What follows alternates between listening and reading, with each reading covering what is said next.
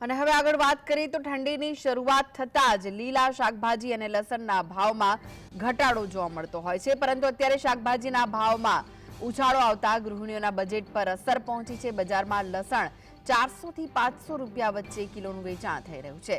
ગૃહિણીઓ માટે રસોઈમાં લસણનો ઉપયોગ કરવો મુશ્કેલ બન્યો છે।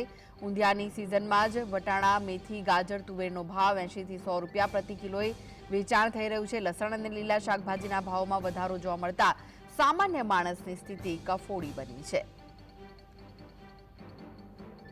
તો આ વિશે વધુ માહિતી માટે જોડાઈ ગયા છે સંવાદદાતા રવિ। રવિ, લીલા શાકભાજી અને લસણના ભાવમાં ઉછાળો જોવા મળી રહ્યો છે, શું વિગત?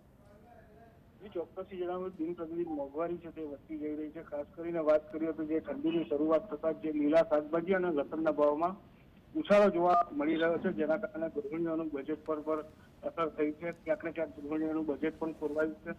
બજારમાં લસણની વાત કરીએ તો 400 થી 500 રૂપિયા કિલોએ તેનું વેચાણ થઈ રહ્યું છે। સાથે ઊંધિયાની સિઝનમાં જે વટાણા છે, મેથી છે, ગાજર છે, તુવેરનો ભાવ પણ 80 થી 100 રૂપિયા સુધીનો બોલાઈ રહ્યો છે।